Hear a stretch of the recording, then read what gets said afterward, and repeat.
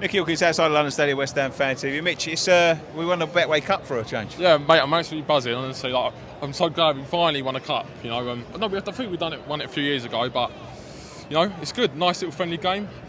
Best pre-season we've had, I think, in a while. Because you know, obviously we've been unbeaten, so nice, happy, very happy. Yeah, I think the last time we was unbeaten, we went down. But say that quietly. Yeah.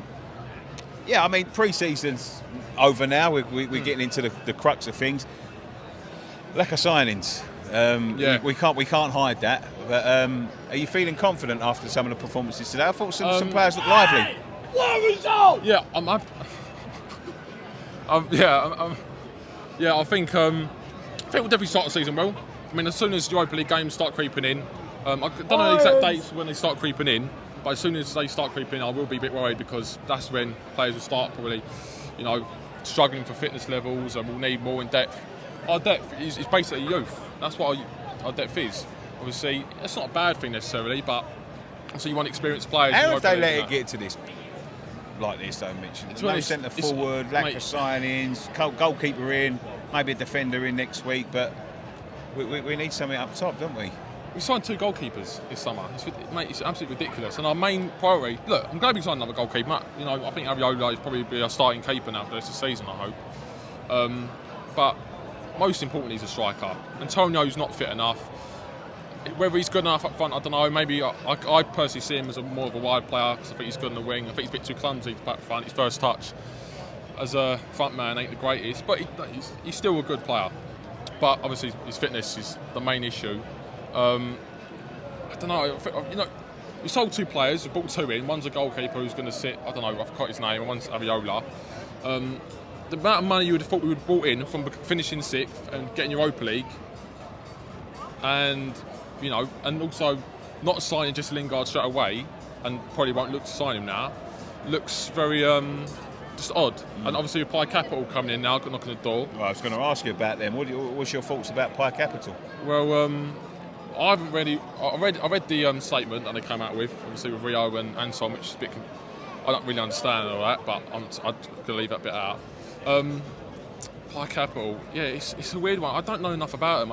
Obviously, the company's worth 14 billion, but I don't know whether that's the actual company that's actually going to be investing into it. How much of that company is going to be investing into our thing or looking to? To be honest, I don't really know enough to really have a comment on it. I don't think. What's your gut feeling, though, Mitch? What's your gut feeling with it? Gut feeling is, I think I would like to see them get involved. I would like to, because obviously there's been accepted like a bid, like if we to the stadium or something. Done it to the stadium, yeah. Yeah, that's it. Agreement for the stadium, yeah. Which I think is great. I think it's great, but it's all about whether the owner's willing to sell or not.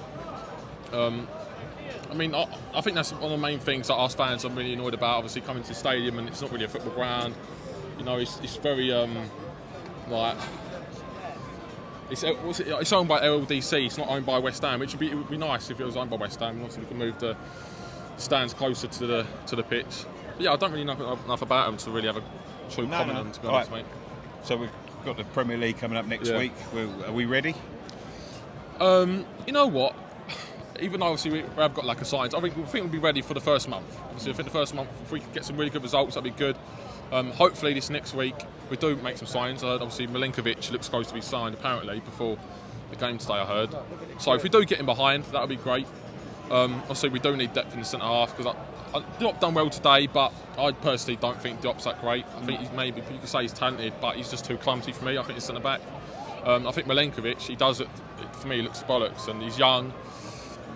So if we can bring him in, and I still think we need a lot more depth, but if we can bring in another centre back, another striker within the next week, hopefully, I think that might be enough for us to do all right this season. But to be honest, look, I know we finished 6th last season, but honestly, I'd take anything from 9th onwards, to be honest, because it's going to be very tough this season with obviously the depth, Europa League, it's going to be tough. So, yeah, I'd say top half finish. If we can get that, I'll be very happy. Yeah. All right, mate. Thank you very much. Thank you much. Take care, mate. I'll see you Newcastle away.